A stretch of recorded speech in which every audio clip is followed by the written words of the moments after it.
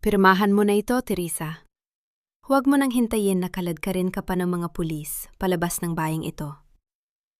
Ano ito, Dimas? Divorce papers? Sa gitna ng pista? Sa harap ng lahat ng tao? Huwag ka nang magmalinis. Alam na namin ang ginawa mo. Ninakaw mo ang pondo ng parokya na ipinagkatiwala sa iyo ni Doña Consuelo. Isang Villarreal ka, pero ang dumi ng kamay mo. Hindi totoo yan. Katatapos ko lang ihanda ang restructuring plan para iligtas ang kumpanya niyo mula sa pagkalugi. Ibinuhos ko ang lahat ng puyat at pagod ko dito. Tumahimik ka. Ang planong sinasabi mo, basura yan. Ito ang katotohanan, Teresa. Ipinagpalit mo ang dangal namin para sa pera. Ngayon, pirmahan mo ang papel na yan at umalis ka sa pamamahay ko kasama ang kahihiyang dinala mo. Dimas, asawa mo ako. 10 taon tayong nagsama. Bakit mo ito ginagawa sa akin? Dahil pagod na akong makita ang mukha mo. At dahil sa wakas, nahanap ko na ang babaeng tunay na karapat-dapat sa apelidong Villarreal. Catalina, halika rito. Ang gabi ng fiesta sa Barangay San Roque ay binalot ng isang nakabibinging katahimikan bago muling binalot ng bulungan ng mga kapitbahay. Ang amoy ng inihaw na litson at ang masayang tugtugin ng banda ay tila naging isang malupit na biro para kay Teresa.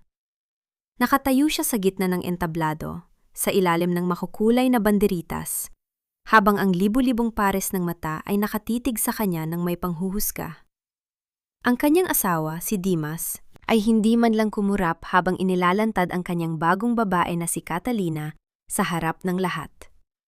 Si Catalina, nasuot ang isang mamahaling seda na pulang damit, ay nakakapit sa braso ni Dimas na tila ba siya ang tunay na reyna ng gabing iyon. Naramdaman ni Teresa ang unti-unting pagguho ng kanyang mundo. Ang bawat salita ni Dimas ay parang bawat patak ng asidong tumatagas sa kanyang puso. Ang restructuring plan na hawak niya, ang papel na naglalaman ng kanyang mga pangarap at sakripisyo para sa kinabukasan ng Villarreal Shipping, ay nilipad ng hangin at nahulog sa maputik na lupa. Walang sinuman ang nagtangkang pulutin ito. Sa halip, ang mga tao ay nagsimulang maglabas ng kanilang mga telepono, kumukuha ng litrato at video ng kanyang pagkahiya. Si Aling Bebang, ang kilalang tsismosa ng barangay, ay nasa unahan. Ang kanyang mga mata ay naniningkit sa tuwa habang ibinubulong sa katabi ang tungkol sa umano'y pagnanahaw ni Teresa. Hindi makagalaw si Teresa. Ang kanyang mga paa ay tila ibinaon sa semento. Gusto niyang sumigaw. Gusto niyang ipaliwanag na ang pera ng simbahan ay hindi niya ginalaw, na ang lahat ng iyon ay isang masamang balangkas. Ngunit ang boses niya ay nawala. Nalunod sa malakas na hikbi na pilit niyang pinipigilan sa loob ng kanyang lalamunan. Ang kanyang paningin ay lumabo dahil sa nagbabadyang mga luha. Ngunit nanatiling malinaw sa kanya ang imahe ni Doña Consuelo. Ang kanyang biyenan ay dahan-dahang tumayo mula sa kanyang upuan. Hawak ang kanyang rosaryo na tila ba isang banal na biktima ng isang masamang manugang. Dahan-dahang lumapit ang matandang babae kay Teresa. Ang bawat hakbang nito sa kahoy na entablado ay lumilikha ng tunog na tila ba isang hatol ng kamatayan. Nang makarating siya sa harap ni Teresa, walang babala niyang itinaas ang kanyang kamay. Isang malakas na sampal ang nagpalingon sa mukha ni Teresa. Ang hapdi nito ay gumuhit hanggang sa kaibuturan ng kanyang kaluluwa. Mas masakit pa ito kaysa sa anumang pisikal na sugat. Ito ay ang huling pako sa krus ng kanyang pagkatao sa bayang ito. Doña Consuelo ay nagsalita sa isang boses na puno ng pot, ngunit nananatiling kalmado. Isang boses na ginagamit niya tuwing siya ay naghuhugas kamay sa harap ng dambana. Sinabi niya na si Teresa ay isang linta na sumipsip sa yaman ng mga Villarreal at ngayon ay nakuha pang dumungis sa banal na pondo ng parokya. Sa bawat salita ng matanda, nararamdaman ni Teresa ang bigat ng narsisismo at gaslighting na naranasan niya sa loob ng 10 taon. Lagi siyang pinararamdam na wala siyang halaga, na dapat siyang magpasalamat dahil kinuha siya ng mga Villarreal mula sa hirap. At ngayon, ang pasasalamat na yon ay ginagamit na sandata para itaboy siya ng walang anumang dala. Lumingon si Teresa kay Dimas, naghahanap ng kahit katiting na awa, ngunit ang tanging nakita niya ay ang malamig na panunuya. Doon niya napagtanto ang isang masakit na katotohanan. Ang lalaking pinag-alaya niya ng kanyang kabataan. Ang lalaking ipinaglaban niya kahit sa sarili niyang pamilya ay ang mismong tao na naghukay ng libingan para sa kanya. Ang lahat ng ito ay plano. Ang akusasyon, ang divorce, ang kahihiyan, lahat ay inayos upang makuha nila ang kumpanyang siya ang bumuhay nang hindi nagbibigay ng kahit isang sentimo sa kanya. Ang hangin ay naging malamig at ang unang patak ng ulan ay nagsimulang mahulog. Humahalo sa mga luhang sa wakas ay kumawala sa mga mata ni Teresa. Tiningnan niya ang panulat na inaalok ni Dimas. Ang kanyang kamay ay nanginginig. Ngunit may isang bagay na nagbago sa loob niya. Sa gitna ng matinding sakit, isang maliit na kislap ng galit ang nagsimulang mag-alab. Hindi ito ang galit na sumisigaw, kundi ang galit na nagmamasid. Habang dahan-dahan niyang kinukuha ang panulat, tila tumigil ang pag-ikot ng mundo. Pumirma si Teresa. Hindi dahil sumusuko siya, kundi dahil alam niyang ito na ang huling pagkakataon na ang mga Villarreal ay magkakaroon ng kapangyarihan sa kanya. Ibinalik niya ang panulat kay Dimas. Ang kanyang mga mata ay diretso nang nakatitig sa asawa. Sa unang pagkakataon sa gabing iyon, hindi siya ang umiwas ng tingin. Si Dimas ang unang lumingon sa iba. Tila nabulag sa biglaang tatag na nakita sa mga mata ng babaeng akala niya ay tuluyan na niyang nadurog. Tumalikod si Teresa at nagsimulang maglakad pababa ng entablado. Ang bawat hakbang niya ay mabigat, ngunit bawat isa ay layo mula sa impyernong tinawag niyang tahanan sa loob ng isang dekada. Ang ulan ay lumakas, nililinis ang maputik na daan, habang ang tinig ni Doña Consuelo ay muling umalingaw-ngaw sa likuran niya. Isinusumpa ang kanyang pangalan. Ngunit hindi na lumingon si Teresa. Hindi niya napansin na sa di kalayuan, isang itim na sasakyan ang nakaparada, at sa loob nito, isang pares ng mga mata. Ang kanina pa, nagmamasid sa bawat detalye ng kanyang pagkakahulog. Isang taong may hawak ng susi sa isang lihim na hindi pa kayang harapin ni Teresa sa gabing ito. Lucia, nasaan ang mga dokumento? Iyon na lang ang natitirang ebidensya ko para malinis ang pangalan ko at patunay ang wala akong kinalaman sa pagnanakaw na ibinibintang nila. Wala na, Teresa. Ibinigay ko na kay Dimas. Mas mainam nang nasa kamay niya kaysa sa isang taong wala ng kapangyarihan na protektahan ang sarili niya. Bakit, Lucia? Pinagkatiwalaan kita. Akala ko ba ikaw ang tanghing kakampi ko sa pamilyang ito? Akala ko ba naiintindihan mo ang sakit ng pagiging dehado? Ang tiwala ay isang pagkakamali, Teresa. Sa mundong ito, kailangan mong piliin ang panig na mananalo. At sa kasamaang palad, ikaw ang natatalo. Mas kailangan ko ang pangakong proteksyon ni Dimas kaysa sa pasasalmart mo. Pati ba naman ikaw? 10 taon nating pinagsaluhan ang lahat ng sekreto ng kumpanya. Paano mo nagawang itapon ang pagkakaibigan natin para lang sa pansariling interes? Huwag kang magmalinis, Teresa. Pare-pareho lang tayong gustong mabuhay. Ang pinakaiba lang natin, alam ko kung kailan dapat bumitaw sa lumulubog na barko. Ang bawat salita ni Lucia ay tila mga karayom na unti-unting itinusok sa pusong sugatan na ni Teresa. Ang silid na yon, na dati ay puno ng kanilang mga tawanan at mga plano para sa ikabubuti ng kumpanya, ay naging isang malamig na bilangguan ng pagtatraidor. Ang katahimikang sumunod ay mas mabigat pa kaysa sa anumang sigaw. Pinanood ni Teresa ang kanyang kaibigan, o ang akala niyang kaibigan, na dahan-dahang inayos ang kanyang gamit, hindi man lang makatingin ng diretso sa kanya. Tila nawalan ng lakas ang mga binti ni Teresa. Ang tanging alas na hawak niya para patunayang niluluto ni Dimas ang mga libro ng kumpanya at ang pondo ng parokya ay tuluyan ng naglaho. Sa isang iglap, hindi lang siya nawalan ng asawa, nawalan din siya ng kakampi, ng ebidensya, at ng dignidad na pilit niyang pinanghahawakan. Nabalik lamang ang diwa ni Teresa nang marinig ang tunog ng papalayo na sasakyan ni Lucia. Wala sa loob na naglakad siya palabas. Ang kanyang mga hakbang ay parang isang taong nananaginip ng gising. Ang bawat kanto ng kalsada na dati ay pamilyar sa kanya ay tila naging banyaga. Ang mga tao sa barangay na dati ay bumabati sa kanya ng "Magandang umaga, Ma'am Teresa," ay mabilis na umiiwas ng tingin o kaya naman ay nagbubulungan habang siya ay dumaraan. Ang kahihiyang dinala ng gabi ng fiesta ay tila isang malapot na mansa na hindi na mabura-bura sa kanyang pagkatao. Nang makarating siya sa harap ng mansyon ng mga Villarreal, isang tanawin ang sumalubong sa kanya na nagpabilis sa tibok ng kanyang puso. Hindi dahil sa takot, kundi dahil sa matinding poot. Ang kanyang mga gamit, ang kanyang mga damit, ang mga lumang album ng larawan, pati na ang mga personal niyang kagamitan na dinala niya mula sa kanyang probinsya, ay nakatambak sa gitna ng daan, basang-basa ng ulan at natatabunan ng putik. "Ano ito, Dimas?" Bulong niya sa sarili habang ang kanyang boses ay nanginghinig sa galit. Ang malaking gate ng mansyon ay dahan-dahang bumukas.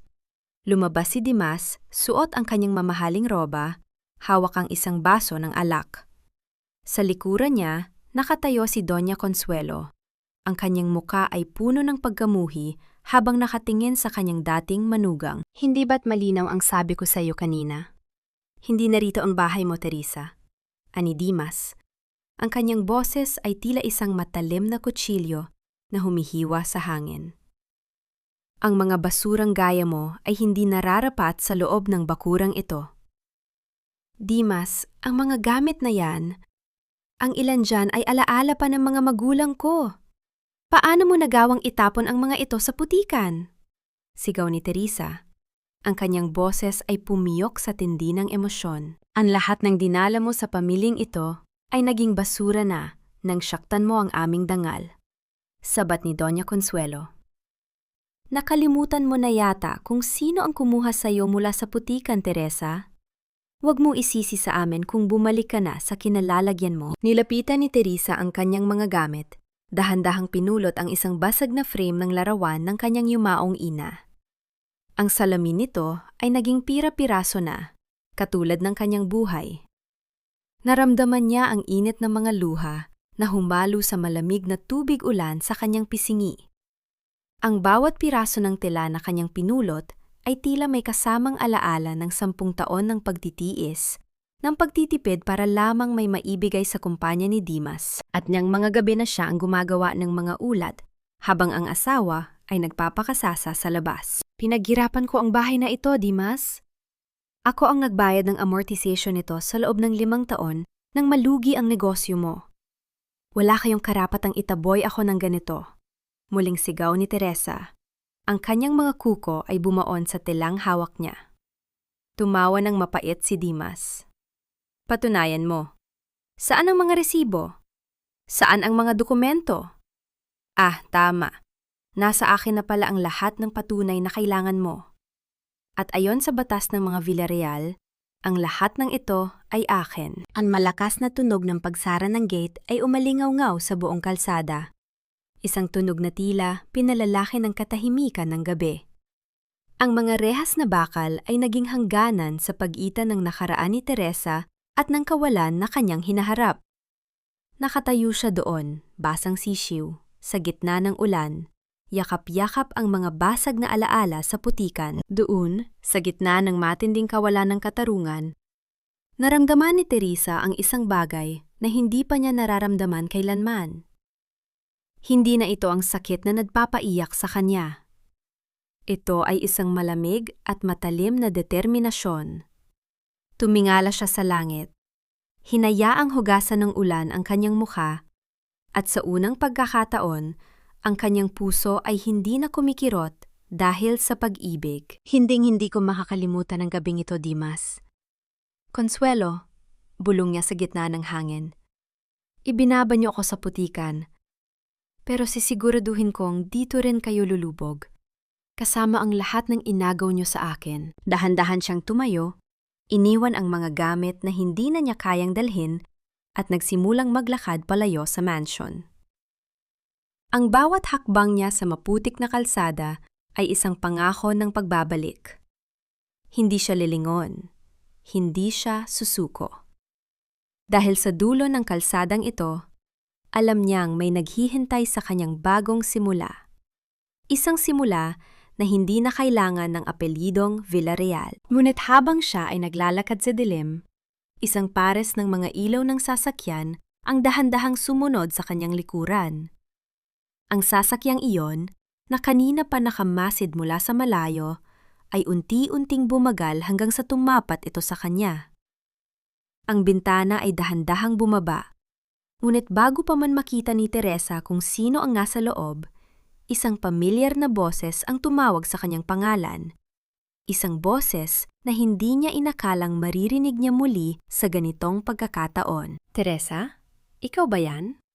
Saan ka pupunta, anak? Bakit basang-basa ka at parang bitbit mo ang buong mundo sa iyong mga balikat? Lola Amparo, wala na po. Wala na akong matuluyan. Tinapon nila ako na parang basura sa kalsada. Diyos ko, halika rito. Pumasok ka, bilis. Tignan mo ang sarili mo. Naninghinig ka na sa ginaw. Ano ba ang nangyari sa mga Villarreal na yan? Wala ba silang puso? Akala ko po sapat na ang 10 taon ng pagsisilbi. Akala ko po pamilya na ang turing nila sa akin. Pero sa isang gabi lang, binura nila ang lahat ng pinaghirapan ko. Huwag ka nang magsalita muna. Halika, maupo ka rito sa papag. Kukuha ako ng mainit na tubig at malinis na damit. Huwag kang mag-alala. Hanggat nandito ako, hindi ka pababayaan ng eskinita na ito. Salamat po, Lola. Pasensya na po kung dito rin ang bagsak ko pagkatapos ng lahat. Ang bawat hakbang ni Teresa, papasok sa maliit na barong-barong ni Lola Amparo, ay tila pagbabalik sa isang bahagi ng kanyang buhay na akala niya ay tuluyan na niyang naiwan.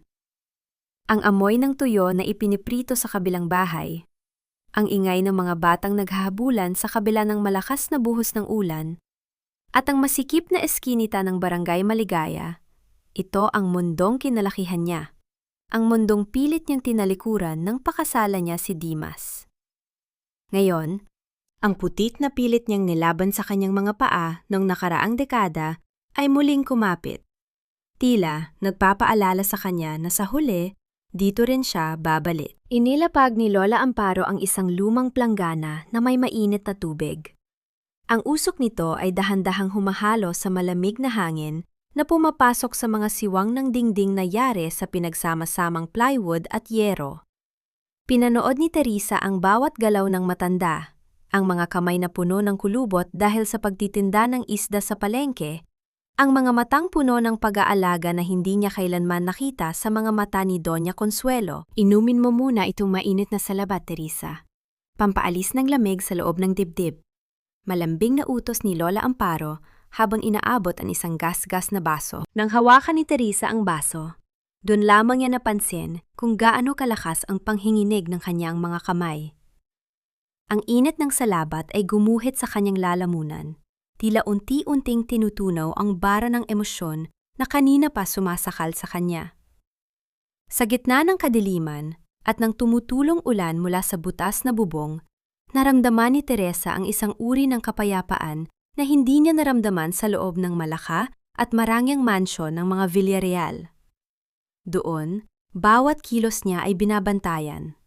Dito, malaya siyang maging talunan. Lola, paano ako magsisimula muli? Tanong niya. Ang kanyang boses ay halos pabulong na lamang sa gitna ng tunog ng ulan na bumubugbog sa yero. Wala akong pera. Wala akong ebidensya. Ang tanging dala ko lang ay ang kahihiyang kumakalat na ngayon sa internet. Huminto si Lola Amparo sa pag-aayos ng higaan at tumingin ng diretso kay Teresa. Anak, ang isda, kahit gaano kalalim ang langoy, kailangang bumalik sa ibabaw para huminga. Ang pagkakaiba mo sa kanila, alam mo kung paano mabuhay sa putikan? Sila, kapag nawala ang kislap ng kanilang ginto, hindi nila alam kung paano tumayo sa sarili nilang mga paa. May talino ka, Teresa. Yan ang hindi nila makukuha sa'yo kahit anong pirma pa ang hingin nila. Napatitig si Teresa sa maliit na lampara sa gitna ng silid. Ang apoy nito ay sumasayaw sa ihip ng hangin. Tira ba nagbabadyang mamatay sa bawat sandali? Ngunit nananatiling buhay. Naalala niya ang lahat ng mga gabi na puyat siya sa pag-aaral ng mga market trends. Ang bawat desisyon sa pananalapi na nagligtas sa kumpanya ni Dimas. At ang bawat sakripisyo na ginawa niya para sa isang pangarap na hindi naman pala sa kanya. Isang mahalagang alaala ang biglang pumasok sa kanyang isip. Ang San Esteban Holdings. Naalala niya ang CEO ng kumpanyang yon na minsan ay nakausap niya sa isang business gala.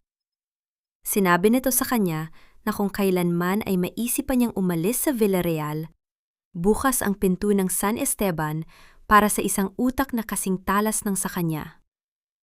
Noong panahong yon, tinawanan niya lang ito dahil sa katapatan niya kay Dimas.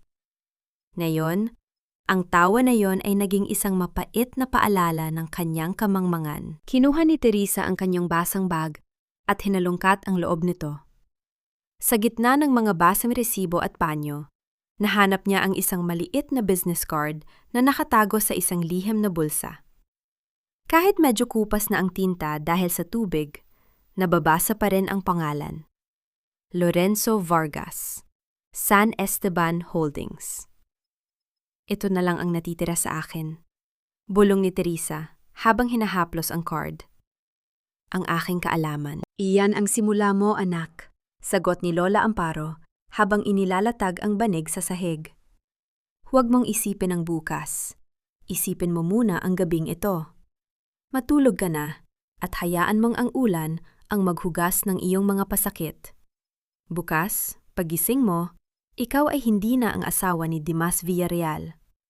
Ikaw ay si Teresa na muling babangon. Nakahiga si Teresa sa matigas na papag. Ang kanyang ulo ay nakapatong sa isang lumang unan na amoy sikat ng araw at sabon. Ang bawat tibok ng kanyang puso ay tila isang tambol na nagpapaalala sa kanya ng kanyang sumpa sa labas ng mansyon. Sa katahimikan ng gabi, bago siya tuluyang galawin ng antok, narinig niya ang mahinang tunog ng isang sasakyan na dumaan sa dulo ng eskinita. Hindi niya alam na ang sasakyang iyon, ang itim na sasakyan na kanina pa sumusunod sa kanya, ay nakahinto na ngayon sa tapat ng bahay ni Lola Amparo. Sa loob ng sasakyan, isang lalaki ang dahan-dahang ibinaba ang kanyang salamin sa mata. Tumingin siya sa sira-sirang barong-barong at pagkatapos ay sa listahan ng mga pangalan sa kanyang tablet. Nahanap na kita, Teresa, bulong ng lalaki. Ang kanyang boses ay puno ng misteryo at isang uri ng interes na hindi pa kayang hulaan ni Teresa. Sana ay handa ka na sa susunod na kabanata ng larong ito? Pasensya na, miss. O Mrs. Villarreal ba dapat? Pero wala kaming bakanting posisyon para sa isang scandalous na asawa. Ang San Esteban Holdings ay hindi charity institution para sa mga taong tinakwil ng sariling pamilya. Hindi ako lumapit dito para sa limos, Mr. Pineda. Narito ako dahil alam kong ang kumpanyang ito ang tanging makakaunawa sa tunay na halaga ng mga numero, hindi na mga tsismis sa social media. Matapang ka rin, ano? Pero ang tapang ay hindi nakakapagbayad ng utang, lalo na kung ang reputasyon mo ay kasing dumi ng putik sa eskimita. Nakita mo ba ang video ni Aling Bebang? Trending ka, Teresa.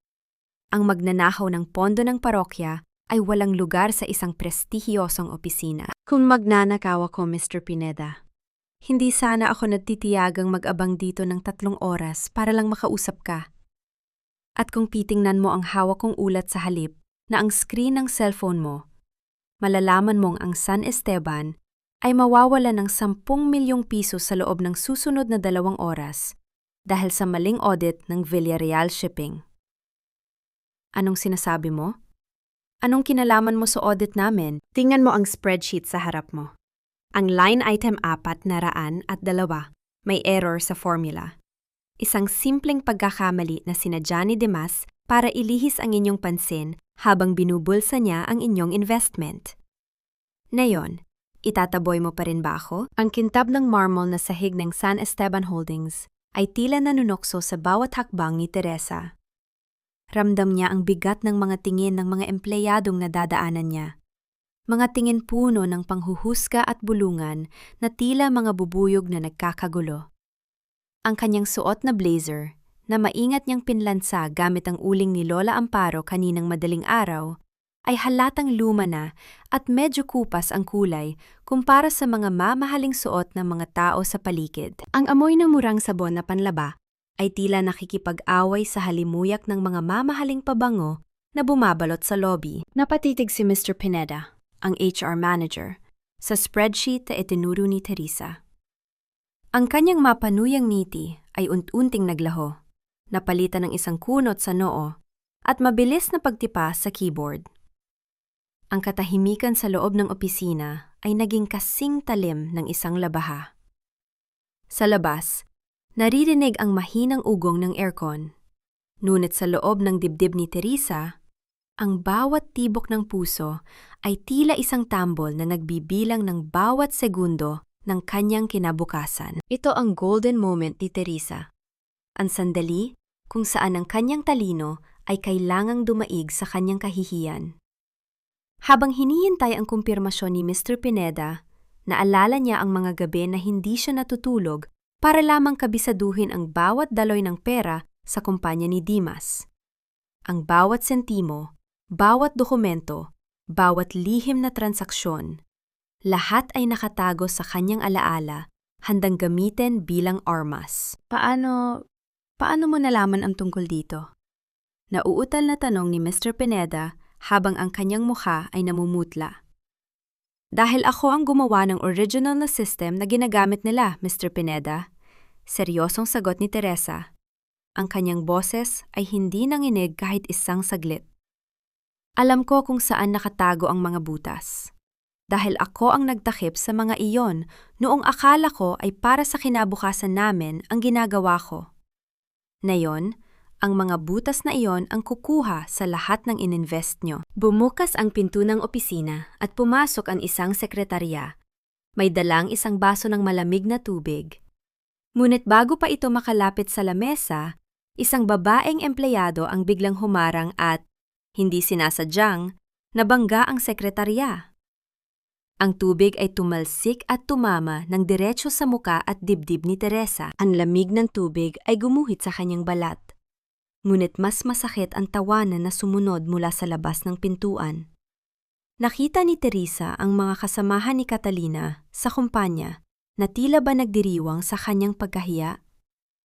"Oops, sorry Mrs. Magnanakaw," sabi ng babaeng nakabangga. Ang kanyang boses ay puno ng panggagaya. "Akala ko kasi ay bahagi ka na ng furniture dito. Masyadong luma at madumi." Hindi kumurap si Teresa. Hinayaan niyang tumulo ang tubig mula sa kanyang buhok patungo sa kanyang luma, ngunit malinis na blazer. Sa halip na umiyak o magalit, dahan-dahan niyang kinuha ang panyo mula sa kanyang bulsa at pinunasan ang kanyang muka ng may dignidad na tila ba wala siyang narinig. "Mr. Pineda," tawag niya muli sa manager na tila hindi alam ang gagawin. "May 1 oras at 40 minuto ka na lang. Tanggapin mo ako bilang consultant para sa deal na ito o panoorin mong maglaho ang 10 milyon ng kumpanya nyo kasama ng reputasyon mo." Sa kabilang dako ng gusali, sa loob ng isang madilim na monitoring room, ang lalaking nasa itim na sasakyang kagabi ay nakaupo sa harap ng mga CCTV screen. Nakita niya ang bawat detalye ng nangyari. Ang pambabastos, ang tubig na tumapon, at ang hindi matitinag na tatag ni Teresa. Isang maliit na ngiti ang sumilay sa kanyang mga labi. "Ganyan nga, Teresa," bulong ni Lorenzo Vargas sa kanyang sarili. "Ipakita mo sa kanila kung anong klaseng bagyo ang binaliwala nila." Dinampot ni Lorenzo ang kanyang intercom. "Papasukin niyo siya sa opisina ko, na yun din." Ngunit bago pa makatayo si Teresa para sumunod sa tawag, muling tumunog ang kanyang cellphone. Isang unknown number. Isang mensahe na may kalakip na larawan ni Lola Amparo na tila sinusundan ng isang lalaking may hawak na patalim sa palengke. Ang mensahe ay maikli, ngunit nakakakilabot. Umalis ka sa San Esteban kung ayaw mong mabaon sa lupa ang kaisa-isang taong tumulong sa'yo. Napatitig si Teresa sa screen. Ang kanyang hininga ay tila tumigil. Sa pagitan ng kanyang pangarap na makabangon at ng buhay ng matandang nagmalasakit sa kanya, kailangan niyang pumili sa loob ng ilang segundo. Pumili ka, Teresa. Ang ambisyon mo o ang buhay ng matandang yon? Isang maling hakbang mo lang sa gusaling yan. Sisiguraduhin naming hindi nasisikatan ng araw ang nag-iisang taong tumanggap sa iyo. Sino ito? Dimas, ikaw ba ito? Huwag mong idadamay si Lola Amparo sa laban nating dalawa. Huwag ka nang magtanong kung sino ako.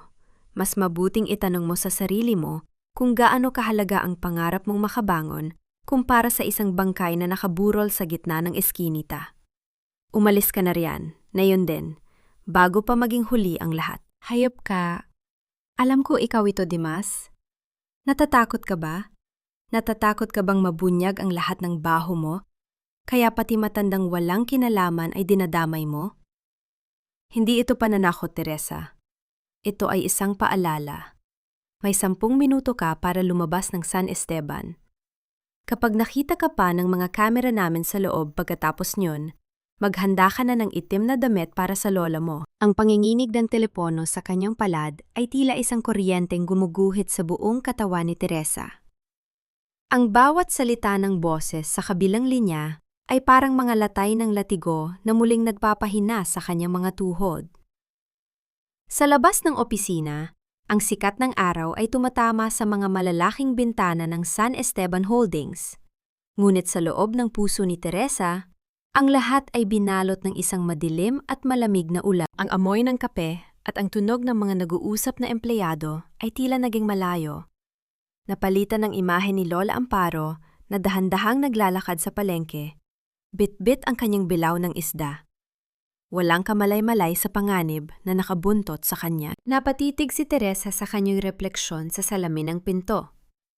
Basang-basa pa rin ang kanyang blazer. Ang kanyang buhok ay nakadikit sa kanyang pisini dahil sa tubig na itinapon sa kanya kanina. Tila ba ang tadhana ay nagkakaisang ilubog siyang muli sa putikan sa bawat pagkakataon na susubukan niyang itayo ang kanyang ulo. Ang utang na loob niya kay Lola Amparo ay higit pa sa anumang halaga ng pera. Ito ay utang ng buhay, ng pag-asa, at ng dignidad. Teresa, pinatatawag ka na ni Mr. Vargas. Bakit ka nakatayo lang dyan? Ayaw mo bang makuha ang trabahong ito? Tanong ni Mr. Pineda, ang HR manager, na ngayon ay tila balisa na rin habang nakatingin sa kanyang relo. Huminga ng malalim si Teresa. Ang kanyang puso ay tumitibok ng mabilis.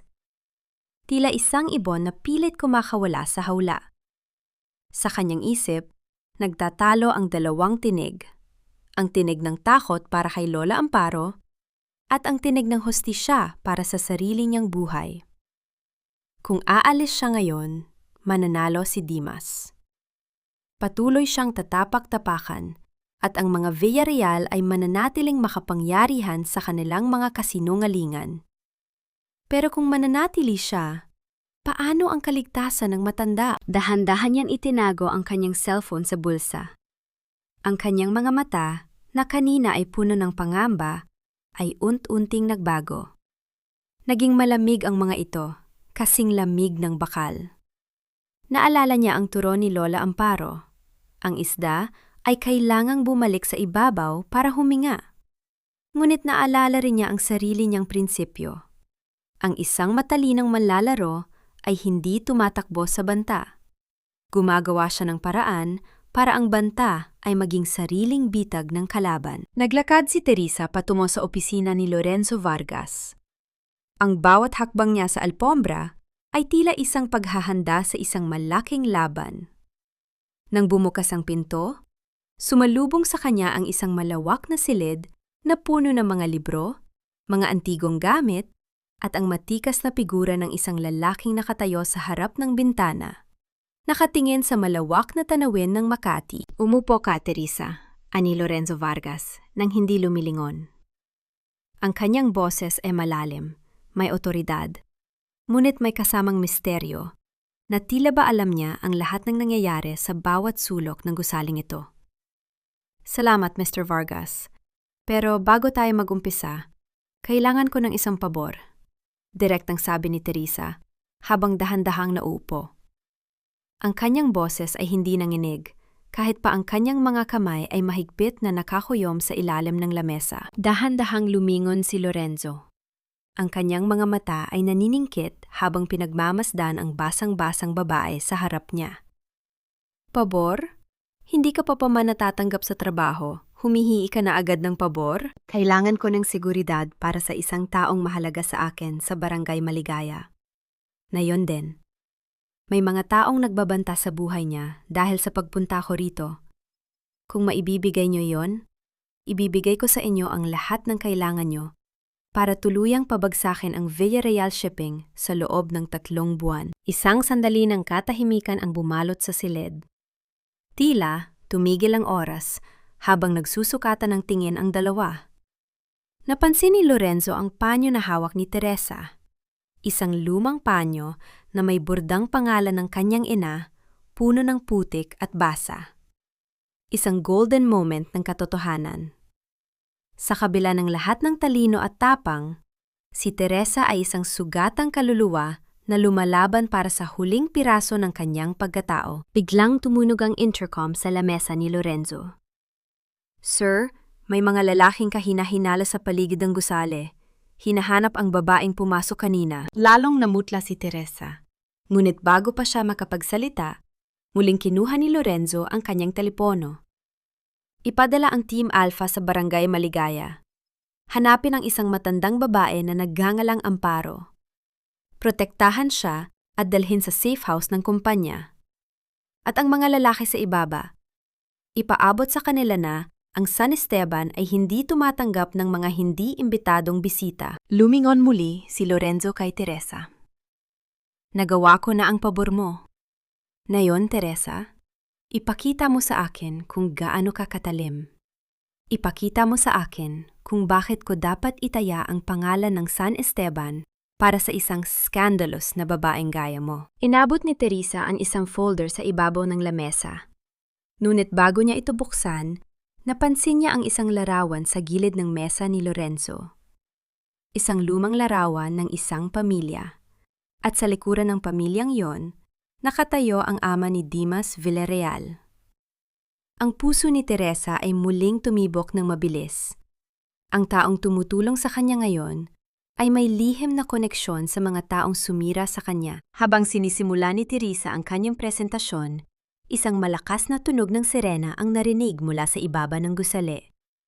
Sa labas ng bintana, nakita niya ang mga pulis na pinalilibutan ang gusali. Ang boses sa intercom ay muling narinig, ngunit sa pagkakataong ito, puno ito ng takot.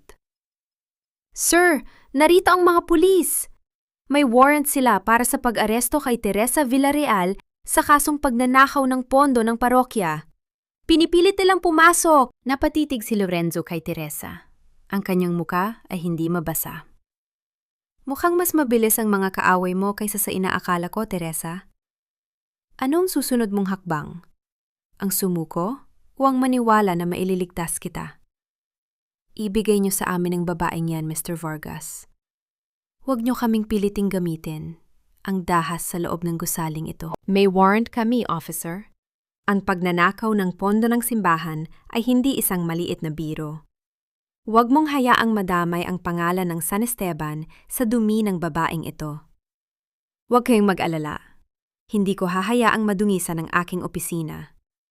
Pero bilang isang abogado, alam niyo rin na ang warrant na yan ay may butas. Ang pangalang nakalagay ay Teresa Villarreal.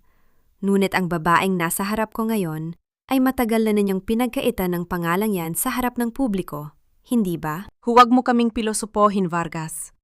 Ang mukha niya ang nasa balita. Ang mukha niya ang itinuturo ng mga saksi. Ilabas mo siya rito o kaming lahat ang papasok dyan. Kung ganoon, subukan nyo.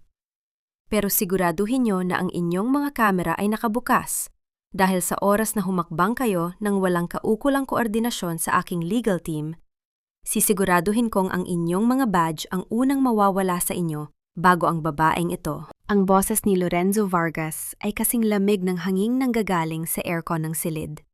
Ngunit ang bawat salita niya ay tila mga panatama sa mga pulis na nasa labas ng pinto.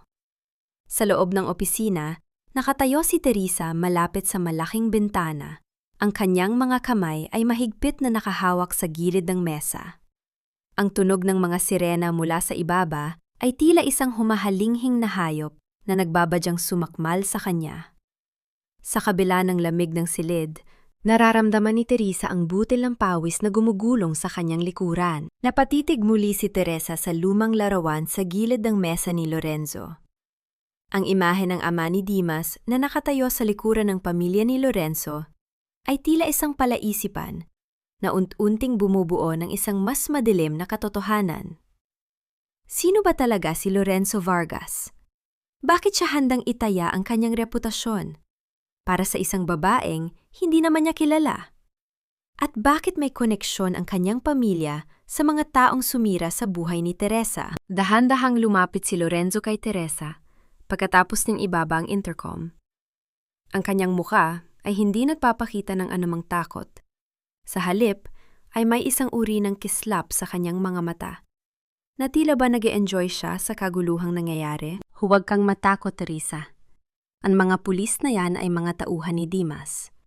Alam nating dalawa na ang warrant na yan ay binayaran lamang para madala ka nila sa isang lugar kung saan hindi ka na makakapagsalita muli. Mahinang sabi ni Lorenzo. Ang kanyang boses ay sapat lang para marinig ni Teresa. Bakit mo ito ginagawa, Mr. Vargas? Bakit mo ako tinutulungan? At ang larawang ito, itinuro ni Teresa ang frame. Ano ang kinalaman ng mga Villarreal sa pamilya mo? Tumigil si Lorenzo at tinitigan ang larawan. Isang mapait na ngiti ang sumilay sa kanyang mga labi. Ang utang na loob, Teresa, ay isang malupit na kadena sa ating mga Pilipino. Ang tatay ni Dimas, siya ang sumira sa tatay ko. Ang larawang yan ay hindi tanda ng pagkakaibigan. Yan ay tanda ng isang pangako na balang araw, ang bawat luhang ibinuhos ng pamilya ko ay babayaran ng mga Villarreal ng may interes. Isang golden moment ng pag-unawa ang dumaan sa pagitan nila. Si Teresa ay lumalaban para sa kanyang dignidad, habang si Lorenzo ay lumalaban para sa isang matagal ng hiling na paghihigante. Sila ay dalawang sugatang kaluluwa na pinagtagpo ng parehong kaaway. Sa puntong ito, hindi na lang ito tungkol sa trabaho.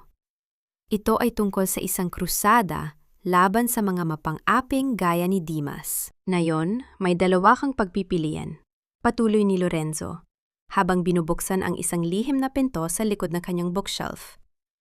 Maari kang lumabas at sumuko at hayaang lamunin ka ng sistema ni Dimas. O maari kang dumaan dito, magtago sa aming safe house kasama si Lola Amparo, at magtrabaho sa dilim hanggang sa makuha natin ang ebidensyang kailangan natin para baligtarin ang lahat. Bago pa man makasagot si Teresa, isang malakas na tunog ng pagbagsak ng pinto ang narinig mula sa labas. Ang mga pulis ay nagsimula ng gamitin ang kanilang mga kagamitan para gibain ang pintuan ng opisina. Ang tunog ng nagbibiyak na kahoy ay tila bawat tibok ng orasan na nagpapaalala kay Teresa na wala na siyang oras. Sama ako sa iyo, Lorenzo. Determinadong sabi ni Teresa. Ang pagtawag niya sa unang pangalan nito ay tanda ng isang bagong alyansa. Isang alyansang binuo sa gitna ng panganib. Mabilis silang pumasok sa lihim na lagusan, kasabay ng tuluyang pagbagsak ng pinto ng opisina. Sa loob ng madilim at masikip na pasilyo, nararamdaman ni Teresa ang hininga ni Lorenzo sa kanyang batok. Ang bawat hakbang nila sa bakal na hagdanan ay lumilika ng mahinang ugong sa katahimikan. Nang makarating sila sa silong ng gusali, isang itim na sasakyan ang naghihintay na may nakabukas na makina. Mabilis silang sumakay at humarurot palayo bago pa man makababa ang mga pulis mula sa itaas. Ngunit habang sila ay bumabaybay sa gitna ng trapiko ng Makati, biglang tumunog ang telepono ni Lorenzo. Isang tawag mula sa isang hindi rehistradong numero. Inilagay ni Lorenzo ang tawag sa speakerphone. Vargas, alam kong kasama mo siya. Ang boses ni Dimas ay puno ng panunuya at galit. Akala mo ba ay matatalo mo ako sa sarili kong laro? Na yan pa lang, sinasabi ko sa'yo, ang safe house na pupuntahan nyo, binabantayan na namin yon. At ang matandang babae na hinahanap mo, wala na siya sa pangangalaga ng mga tauhan mo. Napaprenyo ng malakas si Lorenzo. Ang tunog ng gulong sa semento ay tila isang sigaw ng pagkatalo. Napatingin si Teresa kay Lorenzo. Ang kanyang mukha ay puno ng takot. Nasaan si Lola Amparo, Dimas? Hayop ka, nasan siya? Sigaw ni Teresa sa telponyo. Gusto mong malaman? Pumunta ka sa lumang warehouse sa Pier 4, mag-isa. Kung may makita kong anino ni Vargas o kahit sinong pulis, sisiguraduhin kong ang huling hininga ng lola mo ay maririnig mo sa speakerphone na yan. May 1 oras ka, Teresa. Takbo. Naputol ang tawag. Ang katahimikan sa loob ng sasakyan ay mas nakakabingi kaysa sa anumang sirena. Napatitig si Teresa kay Lorenzo at sa unang pagkakataon, nakita niya ang pag-aalinlangan sa mga mata nito. Ang planong inakala nilang perpekto ay tila isang malaking bitag na sadyang inihanda para sa kanila. Nandito na ako, Dimas. Pakawalan mo si Lola Amparo. Ako ang kailangan mo, hindi ang matandang walang kinalaman sa atin. Ang bilis mo talaga, Teresa. Akala ko ba ay matalino ka? Pero tignan mo. Nagpunta ka rito ng mag-isa, sa gitna ng kadiliman, para lang sa isang matandang pulubi na nakilala mo lang sa eskinita. Hindi siya pulubi, Dimas. Siya ang nagpakita sa akin ng kabutihang hindi ko kailanman naramdaman sa pamilya mo. Pakawalan mo na siya. Nakuha mo na ang gusto mo. Wala na akong kapangyarihan, wala na akong pera. Ano pa ba ang kailangan mo? Ang kailangan ko? Gusto kong makita kang lumuluhod sa harap ko. Gusto kong aminin mo na wala kang kwenta kung wala ang apelidong Villarreal. Gusto kong makita ng buong mundo na ikaw ay isang basura na dapat lang itapon sa dagat na ito. Hinding-hindi ko gagawin yan. Alam nating dalawang katotohanan, Dimas. Natatakot ka dahil alam mong sa sandaling magsalita ako, ang lahat ng maranging buhay mo ay guguho. Ang pagnanahaw mo sa kumpanya, ang panloloko mo sa mga kaibigan mo, lahat yan ay nakatala sa isip ko. Talaga? Sa tingin mo ba ay may maniniwala sa'yo? Tignan mong paligid mo, Teresa. Sino ang kasama mo? Isang matandang malapit na sa hukay at ang sarili mong anino. Sa mundong ito, ang may pera ang nagsasabi ng totoo. At ikaw ay wala. Ang amoy ng kalawang at alat ng dagat sa Pier 4 ay tila sumasakal sa bawat hininga ni Teresa. Ang tanging liwanag sa loob ng lumang warehouse ay ang nag-iisang bumbilya na sumasayaw sa ihip ng hangin, lumilikha ng mga nakakatakot na anino sa pader. Nakita ni Teresa si Lola Amparo na nakagapos sa isang lumang silya sa sulok. Ang matanda ay may busal sa bibig. Ang kanyang mga mata ay puno ng takot, ngunit may kasamang pag-aalala para kay Teresa. Ang bawat mahinang ungol ng matanda ay tila isang punyal na sumasaksak sa puso ni Teresa. Dahan-dahang lumabas mula sa dilim si Lucia. Hindi ito ang Lucia na nakilala ni Teresa bilang isang mahinhin at matulunging empleyado. Ngayon, ang kanyang mga mata ay puno ng puot at panunuya. Suot ang isang ngiting tila galing sa impyerno. "Surprise, Teresa!" ani Lucia habang nilalaro ang isang matalim na kutsilyo sa kanyang mga daliri. Akala mo ba ay ikaw lang ang biktima rito? Akala mo ba ay ikaw lang ang may karapatang maghigante? Lucia, bakit? Bakit mo ito ginagawa? Tanong ni Teresa. Ang kanyang boses ay nanginginig sa pagkalito. Dahil ang pamilyang pinagsilbihan mo ay ang pamilyang pumatay sa pangarap ng nanay ko. Ang tatay ni Dimas ay isang hayop At si Dimas? Siya ang bunga ng lahat ng kasamaang iyon. Pero ikaw, Teresa, ikaw ang naging hadlang sa plano ko. Kung hindi ka naging masyadong matalino sa pag-aayos ng kumpanya, matagal na silang bumagsak. Ikaw ang nagpahaba ng buhay ng mga Villarreal.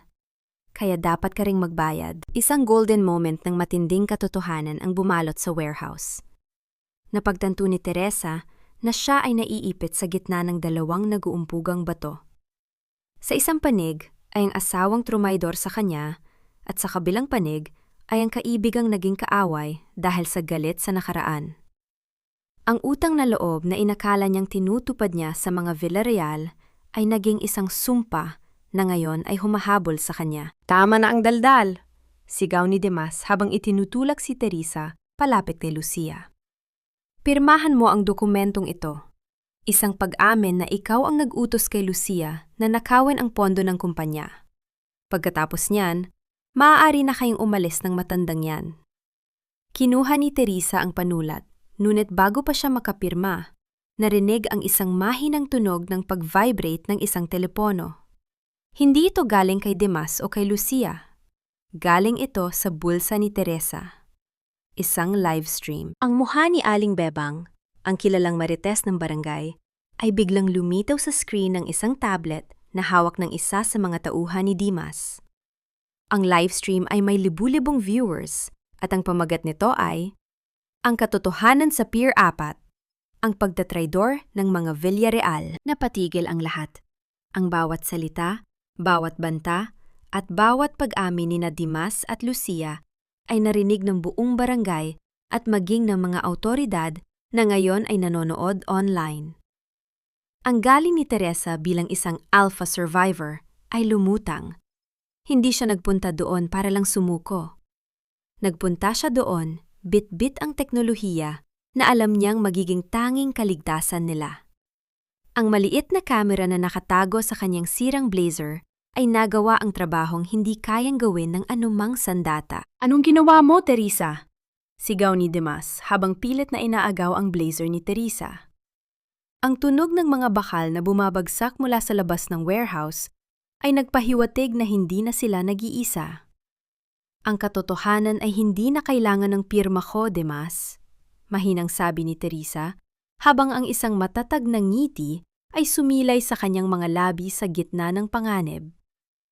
Ngayon, ang buong mundo na ang humusga sa inyo. Biglang gumukas ang malaking pintuan ng warehouse.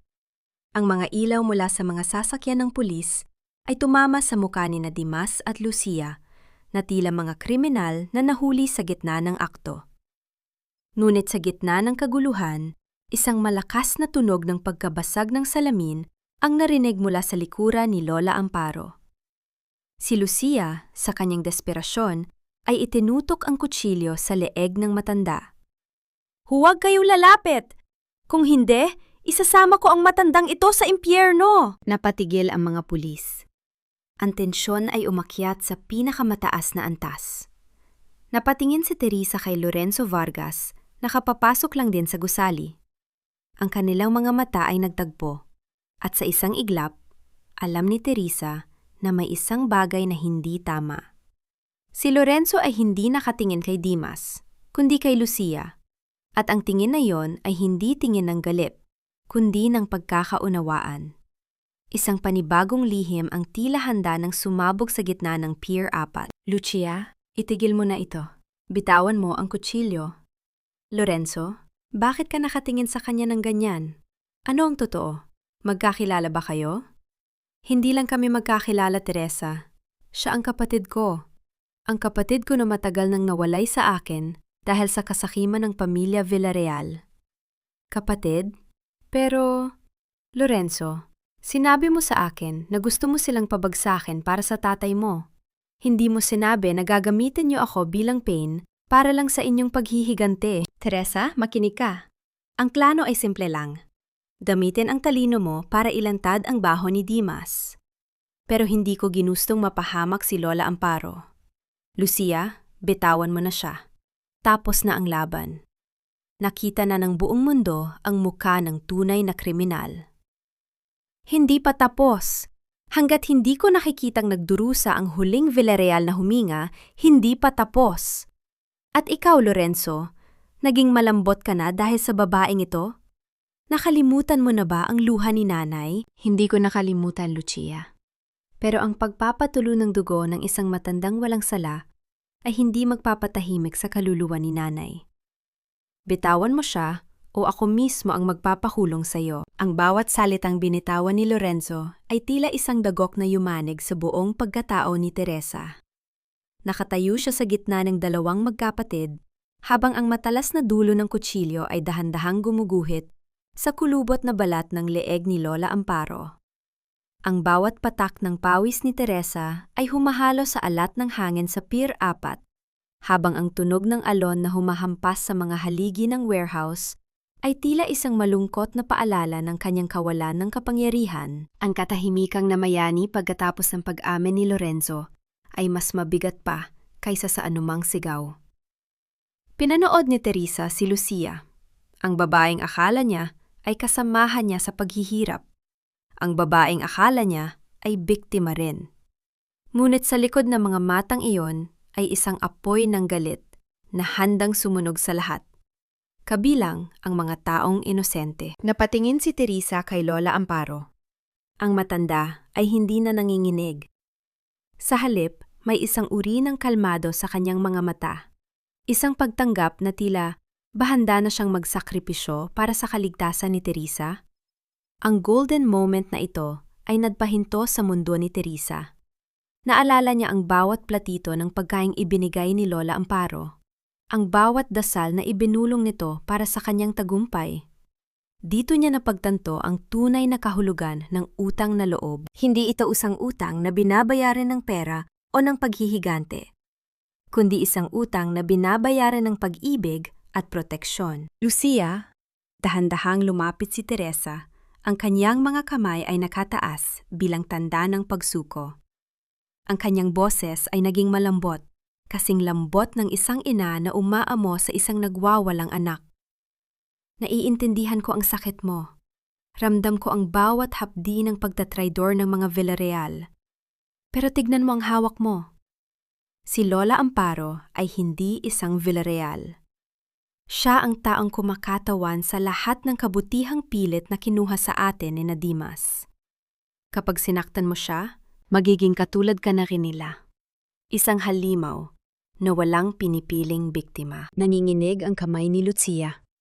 Ang kutsilyo ay dahan-dahang lumayo sa leeg ng matanda. Wala kang alam, Teresa. Wala kang alam sa gabi-gabing hindi ko pagtulog dahil sa pot. Alam ko, Lucia. Dahil ganyan din ako nung gabing itinapon ako sa kalsada. Patuloy ni Teresa, habang ang kanyang boses ay puno ng emosyon. Pero ang paghihigante ay parang pag-inom ng lason at pag-asang, ang kaaway mo ang mamatay. Hayaan mo kaming tulungan ka. Hayaan mong ang batas ang tumapos sa sinimulan natin. Sa likuran nila, si Dimas ay dahan-dahang gumagapang patungo sa isang baril na nahulog mula sa isa sa kanyang mga tauhan. Ang tunog ng bakal na kumiskis sa semento ay hindi napansin ng mga pulis na abala sa pag-aabang sa utos ni Lorenzo. Ang kislap ng baril sa ilalim ng malamlam na ilaw ay tila isang hudyat ng paparating na sakuna. Kung hindi ako mangkatagumpay, walang sinuman sa inyo ang mabubuhay. Sigaw ni Dimas habang mabilis na kinuha ang baril at itinutok ito kay Teresa. Isang malakas na putok ang nagpabiyak sa katahimikan ng warehouse. Ang tunog nito ay umalingaw-ngaw hanggang sa kabilang panig ng pier. Ang mga ibon sa labas ay nagsipagliparan sa takot, habang ang amoy ng pulbura ay biglang bumalot sa paligid. Napasigaw si Teresa, ngunit bago pa siya matumbahan, naramdaman niya ang isang mabigat na katawan na tumulak sa kanya sa sahig. Ang tunog ng pagbagsak ng isang tao sa semento ay tila isang hatol na ayaw niyang marinig. "Lorenzo!" sigaw ni Teresa nang makita ang lalaking humarang sa bala para sa kanya. Ang puting polo ni Lorenzo ay unt-unting nababahiran ng pula, ang kulay ng sakripisyo na hindi inaasahan ni Teresa mula sa isang taong inakala niyang ginagamit lang siya. Sa kabilang panig, si Lucia ay tila natauhan. Binitawan niya ang kutsilyo at tumakbo patungo sa kanyang kapatid. Ang mga pulis ay mabilis na sumugod at dinaluhong si Dimas. Ang tunog ng mga posas na sumasara ay tila huling musika ng kanyang pagbagsak. Si Doña Consuelo, na kanina pa nakamasid sa anino, ay napaluhod na lamang. Ang kanyang mga mamahaling alahas ay tila nawala ng ningning sa gitna ng dumi at dugo. Niyakap ni Teresa si Lola Amparo na ngayon ay malaya na. Ngunit ang kanyang mga mata ay nanatiling nakatitig kay Lorenzo. Sa gitna ng kaguluhan, isang mahalagang tanong ang bumabagabag sa kanya. Sa huli, sino ba talaga ang nagwagi? At ano ang kapalit ng kalayaang pilit ng ipinaglaban? Lorenzo, gumising ka! Huwag mo akong iwan dito pagkatapos ng lahat ng ipinaglaban natin. Lorenzo! Teresa, huwag kang umiyak. Sa wakas, malaya ka na mula sa mga Villarreal. Hindi ito ang paraan ng paglaya na gusto ko. Hindi mo kailangang ibuwis ang buhay mo para sa akin. Bakit, Lorenzo? Bakit mo ginawa yun? Dahil higit pa sa paghihigante, ang naging halaga mo sa akin. Lucia, alagaan mo siya. Itigil mo na ang galit. Kuya, huwag! Patawarin mo ako! Kasalanan ko ang lahat ng ito. Kung hindi ako nabulag ng pot, hindi tayo aabot sa ganito. Ang mapulang liwanag mula sa mga sasakyan ng ambulansya ay tila mga aninong sumasayaw sa mukha ni Teresa habang yakap-yakap niya ang duguang katawan ni Lorenzo. Ang tunog ng mga sirena na papalapit sa Pier 4 ay tila isang malungkot na awit ng paghingi ng saklolo. Ang bawat patak ng dugo na dumadaloy mula sa sugat ni Lorenzo ay tila bawat segundo ng buhay na unti-unting nawawala sa kanyang mga kamay. Naramdaman ni Teresa ang lamig ng balat ni Lorenzo, isang lamig na nagpapatigil sa tibok ng sarili niyang puso. Dahan-dahang dinala ng mga medik si Lorenzo sa loob ng ambulansya. Ang tunog ng pag-ugong ng makina at ang mabilis na pagsara ng mga pinto ay naging hudyat ng isang panibagong uri ng paghihintay. Makatayo si Teresa sa gitna ng kalsada, ang kanyang mga kamay ay puno pa rin ng tuyong dugo, habang pinapanood ang papalayo na sasakyan. Ang ulan ay dahan-dahang tumitila, ngunit ang bigat sa kanyang dibdib ay lalong tumitindi. Sa di kalayuan, nakita niya si Dimas na isinasakay sa loob ng police car.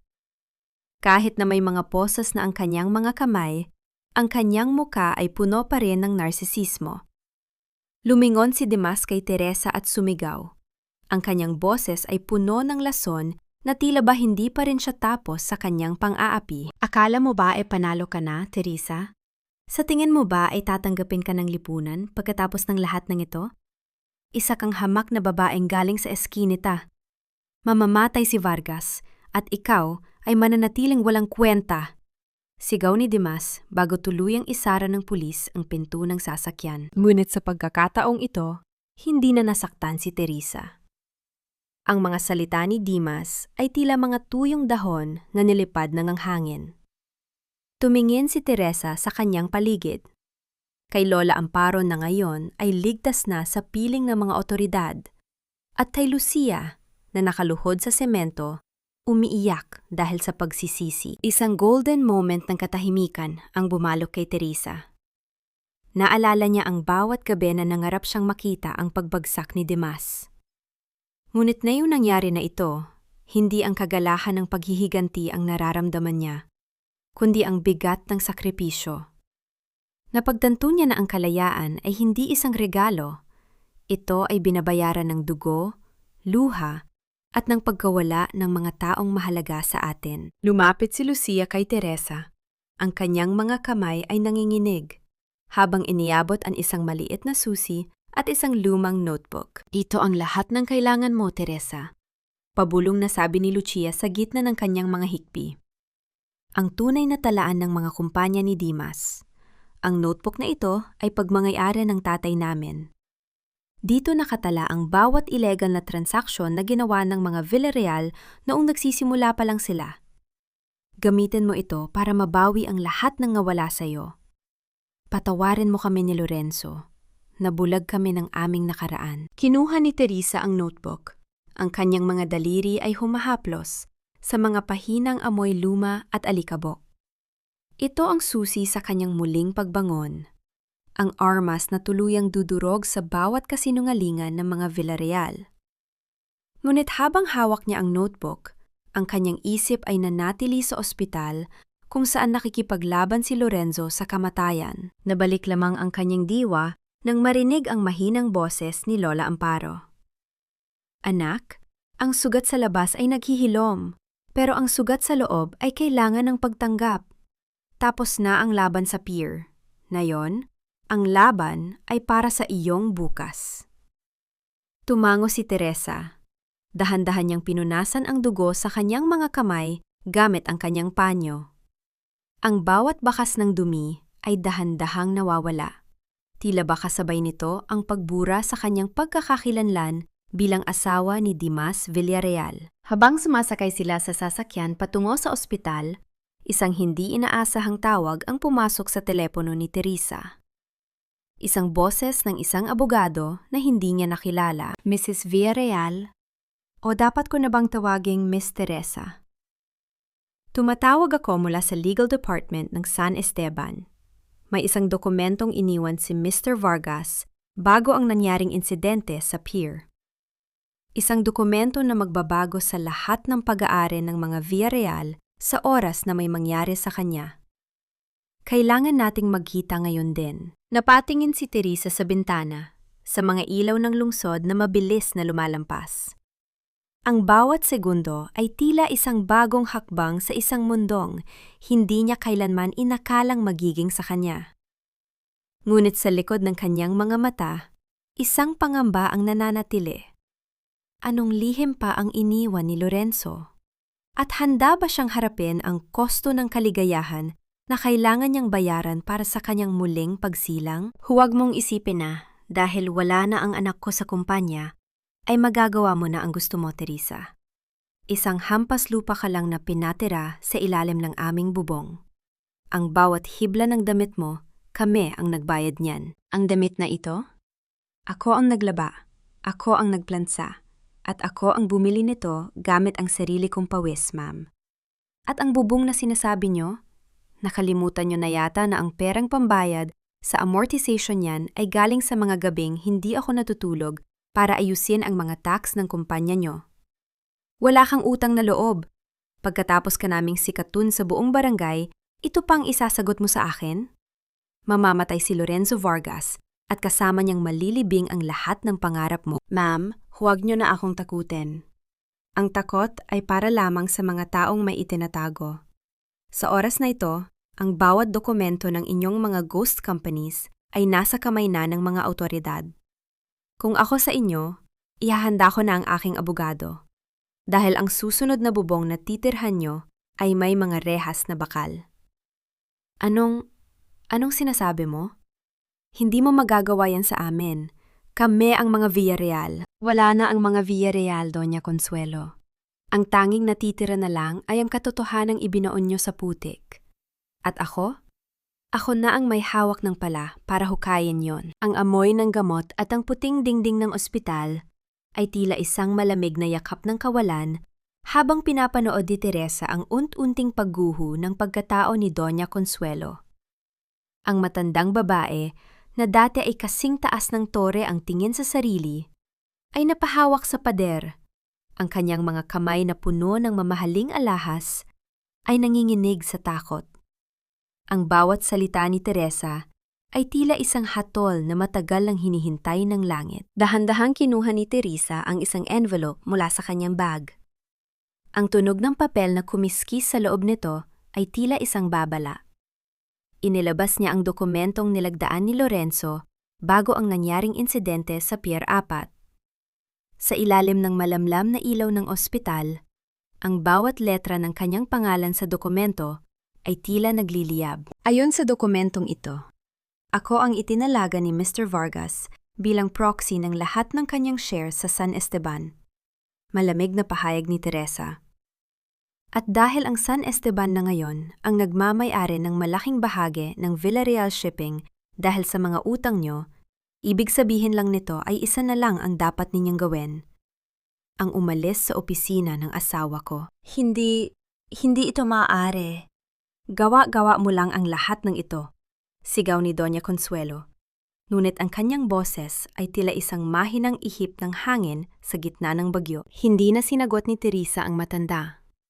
Tinalikuran niya ito at naglakad patungo sa intensive care unit kung saan nakahiga si Lorenzo. Ang mahinang ugong ng heart monitor at ang tunog ng bawat paghinga ni Lorenzo sa tulong ng makina ay tila isang musika na nagbibigay sa kanya ng lakas. Naupo siya sa tabi nito, kinuha ang malamig na kamay ng lalaki at dahan-dahang hinaplos. Lorenzo, naririnig mo ba ako? Bulong ni Teresa.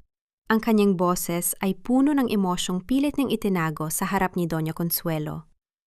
Nagawa ko na. Nakuha ko na ang hustisya natin.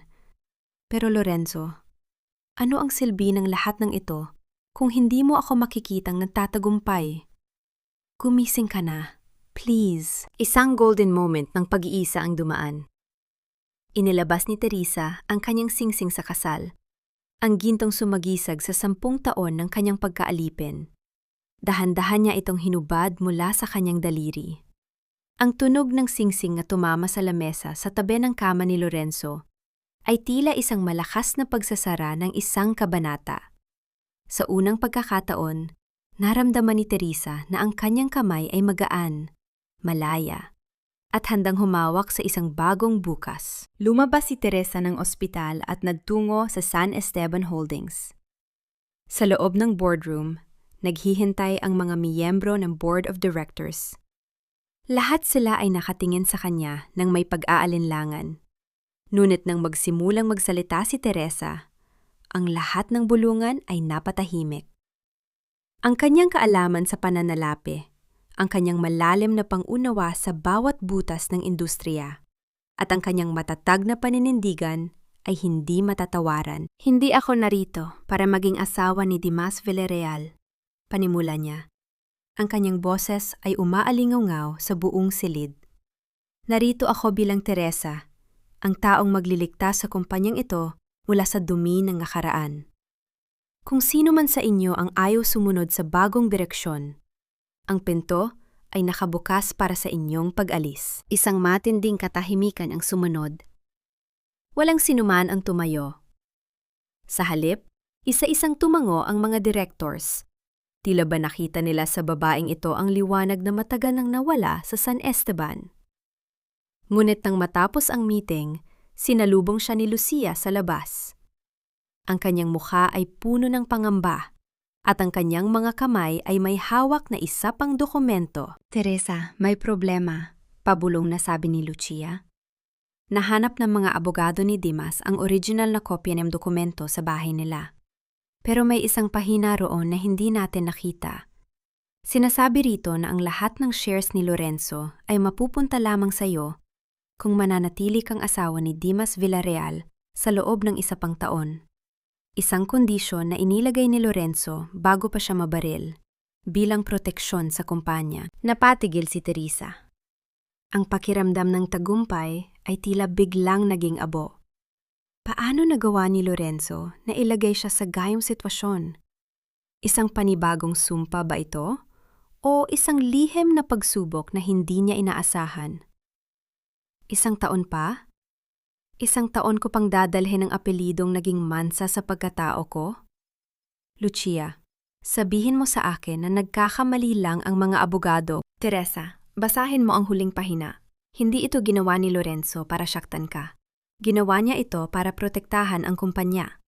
Kapag tinulay mo ang divorce ngayon, ang mga shares na hawak niya ay babalik sa mga Villarreal dahil sa isang lumang kasunduan ng kanilang mga magulang.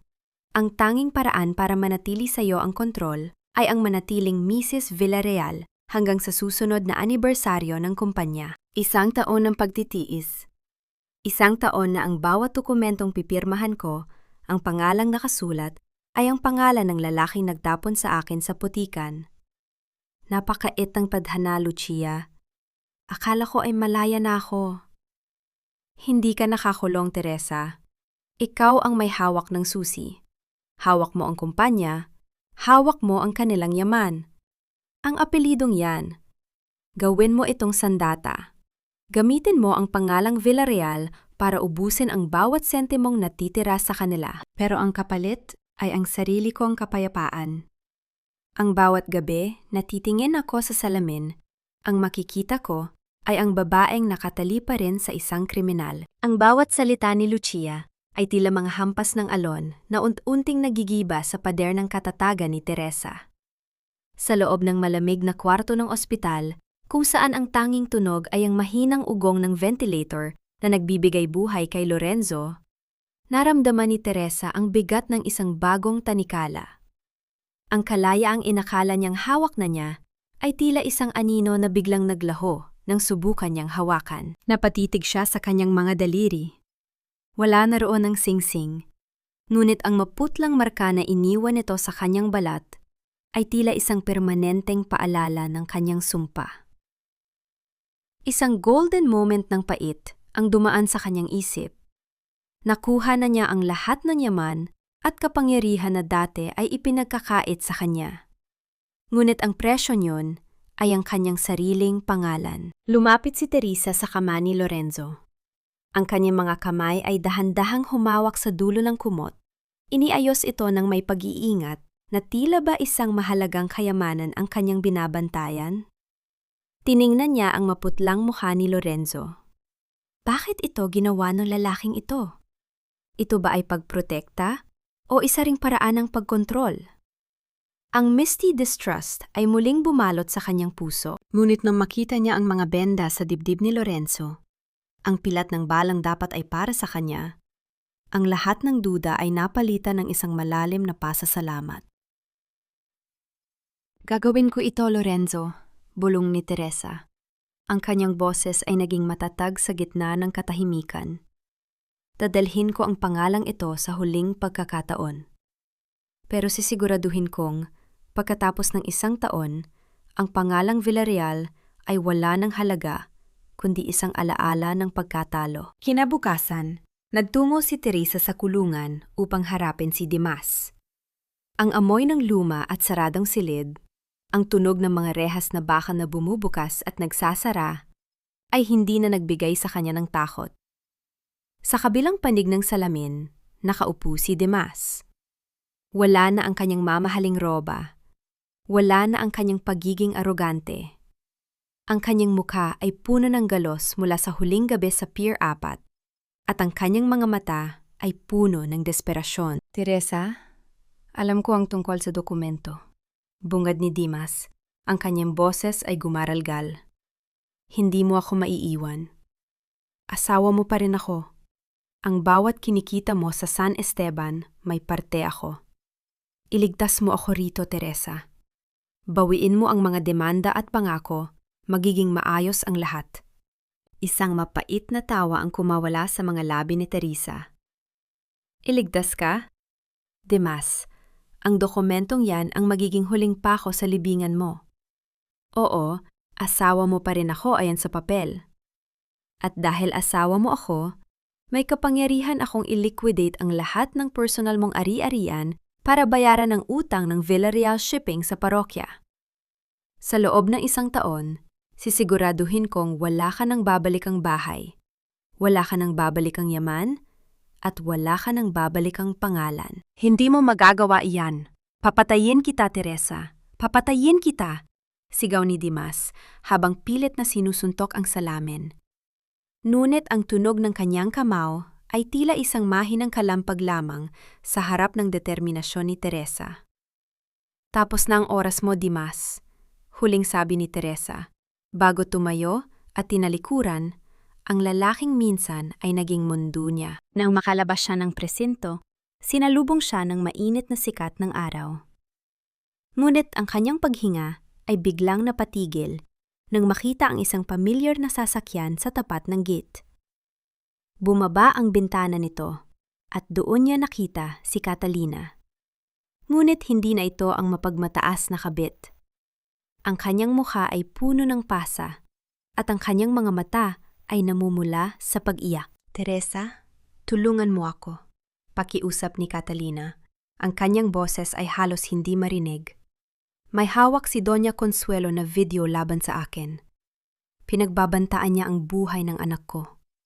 Alam kong wala akong karapatang humingi ng tulong, pero ikaw na lang ang may kakayahang itigil ang matandang yun. Napatigil si Teresa. Isang panibagong layer ng B-tragedy ang bumukas. Ang kanyang kaaway ay humihingi ng tulong laban sa isa pang kaaway. Sa gitna ng kanyang paglalakbay tungo sa Alpha Survivor, kailangan niyang magdesisyon. Magpapakita ba siya ng habag sa babaeng sumira sa kanyang pagsasama? O hahayaan niya itong lamunin ng dilim ng mga Villarreal? Biglang tumunog ang kanyang telepono. Isang tawag mula sa ospital. Miss Teresa, kailangan niyo pong pumunta rito ngayon din. May nangyaring hindi inaasahan kay Mr. Vargas. Nagising na po siya, pero hindi niya matandaan kung sino kayo. Ang mundo ni Teresa ay tila muling nayanig. Ang tanging taong naging sandigan niya sa gitna ng bagyo ay nagising. Ngunit ang alaala ng kanilang pagsasama ay tila nabura ng balang tumama sa kanyang dibdib. Sino ka? Bakit ka narito sa tabi ng kama ko? Nasaan ang mga magulang ko? Lorenzo, ako ito, si Teresa. Hindi mo ba talaga ako maalala? Ako ang tinulungan mo. Ang taong iniligtas mo sa Pier 4. Teresa? Wala akong kilalang Teresa. Ang huling natatandaan ko ay ang pag-alis ko papuntang London para sa pag-aaral ko. Nurse, pakilabas ang babaeng ito. Hindi ko siya kilala. Ang bawat salita ni Lorenzo ay tila isang malamig na hanging humampas sa mukha ni Teresa. Mas masakit pa kaysa sa anumang sampal na natanggap niya mula kay Doña Consuelo. Nakatayo siya sa gilid ng kama. Ang kanyang mga kamay ay may hawak pang prutas na dinala niya para sa lalaki. Ngunit ang mga ito ay dahan-dahang nalaglag sa sahig. Ang tunog ng mga prutas na gumugulong sa puting tile ng ospital ay tila bawat pangarap ni Teresa na muling nagkapira-piraso. Pinanood niya si Lorenzo, ang lalaking nagbuwis ng buhay para sa kanya, ang lalaking naging tanging sandigan niya sa gitna ng unos. Ngunit ang mga matang dati ay puno ng misteryo at malasakit ay naging kasing lamig na ng yelo. Isang golden moment ng matinding kalungkutan ang bumalot sa silid. Napagtanto ni Teresa na ang tadhana ay may kakaibang paraan ng paghingi ng kabayaran. Nakuha niya ang katarungan, nakuha niya ang kumpanya, ngunit nawala naman ng kaisa-isang tao na nakakakilala sa tunay na Teresa sa likod ng maskara ng tagumpay. Dahan-dahang lumabas si Teresa ng kwarto. Ang kanyang mga hakbang ay mabigat at puno ng pag-aalunlangan. Sa labas, sinalubong siya ni Lucia.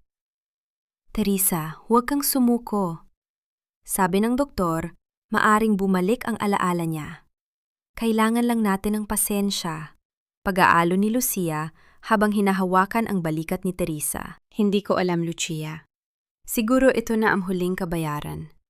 Ang kalayaan ko ay kapalit ng alaala niya tungkol sa akin. Siguro, mas mabuti na ring hindi niya ako maalala para hindi na rin niya maalala ang sakit na dinala ng pamilya ko sa kanya. Lumipas ang mga buwan. Si Teresa ay naging muka ng bagong San Esteban Holdings. Sa loob ng 1 taon, hindi siya tumigil.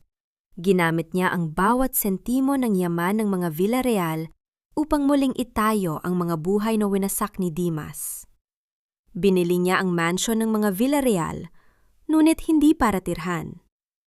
Ginawa niya itong Bahay Amparo, isang shelter para sa mga kababaihang biktima ng pang-aabuso at kawalan ng katarungan. Dumating ang huling araw ng kanyang 1 taon na pagtitiis. Nagtungo siya sa opisina ni Lorenzo na ngayon ay maayos na ang kalagayan, ngunit nananatiling estranggero sa kanya. Inilapag ni Teresa ang isang dokumento sa ibabaw ng mesa. Ito na ang huling pirma na kailangan, Mr. Vargas. Panimula ni Teresa, ang kanyang boses ay formal at walang bahid ng emosyon. Ngayong araw, ang divorce ko kay Dimas Villarreal ay pinal na. At ayon sa ating kasunduan, Ibinabalik ko na sa iyo ang lahat ng shares na ipinagkatiwala mo sa akin. Malaya na ang San Esteban. At malaya na rin ako. Tumingin si Lorenzo sa dokumento at pagkatapos ay kay Teresa. May isang kislap sa kanyang mga mata na tila ba may gustong sabihin, ngunit nanatili siyang tahimik. Kinuha niya ang panulat at dahan-dahang lumagda. Ang tunog ng panulat sa papel ay tila huling nota ng isang mahabang kanta. Salamat, Miss Teresa, ani Lorenzo. Sa loob ng isang taon, pinanood ko kung paano mo pinatakbo ang kumpanyang ito. Kahit hindi kita maalala, nakita ko ang iyong puso. Isang matapang at marangal na puso. Tumango si Teresa at nagsimulang maglakad palabas. Hindi niya inaasahan ang anumang pasasalamat. Ang kanyang layunin ay natapos na. Ngunit bago pa siya makahawak sa hawakan ng pinto, narinig niya ang mahinang tinig ni Lorenzo. Teresa, ang panyo na may burdang pangalan ng nanay mo, nasa akin pa rin. Napatigil si Teresa. Ang kanyang puso ay tila tumalon sa kanyang dibdib. Dahan-dahan siyang lumingon at nakita niya si Lorenzo na may hawak na isang lumang panyo, ang panyong madumi at basa nung unang gabi nila sa Pier 4. Kailan mo pa naalala? Tanong ni Teresa. Ang kanyang mga luha ay nagsimulang gumuhit sa kanyang mga pisingi. Hindi ko kailanman nakalimutan, Teresa. Pabulong nga sabi ni Lorenzo habang dahan-dahang tumatayo.